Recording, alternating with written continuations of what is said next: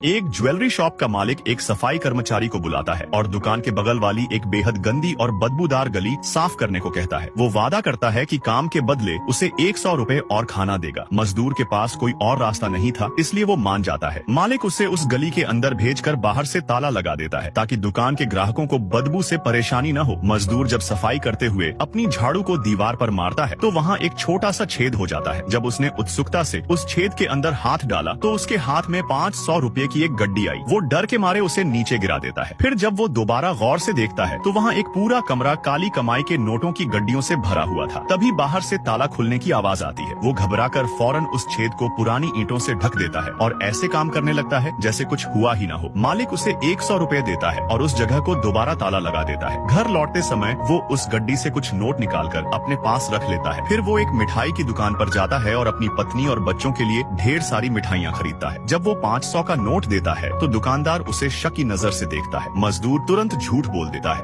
अरे भाई अभी बैंक से ही निकलवा कर लाया हूँ, नोट असली था। इसलिए दुकानदार उसे सामान दे देता है। जब वो साइकिल पर मिठाइयाँ लेकर घर पहुँचता है तो उसकी आंखों में एक अलग ही चमक थी। पत्नी को लगा कि शायद किसी ने मुफ्त में मिठाई दे दी होगी, इसलिए वो उसे एक तरफ रख देती है। तभी घर पर एक कर्जदार आता है और गाली गलौज करने लगता है। मजदूर बिना डरे तुरंत 4500 रुपए निकाल कर उसे दे देता है। पत्नी और बच्चे ये देखकर हैरान रह जाते हैं। वो अपनी पत्नी को मोगरे के फूल लाकर देता है, जिसके बाद आदमी अपने परिवार को मॉल में घूमने ले जाता है। अगले दिन फिर से आदमी सुनार के पास जाता है और कहता है कि वह चूहों को मारने की दवाई लाया है क्योंकि गली में चूहे बहुत हैं। ज्यादा न सोचते हुए सुनार उसे चाबी दे देता है, लेकिन आदमी उस चाबी का निशान एक साबुन पर छाप लेता है। नेक्स्ट पार्ट चाहिए तो कमेंट कर दो।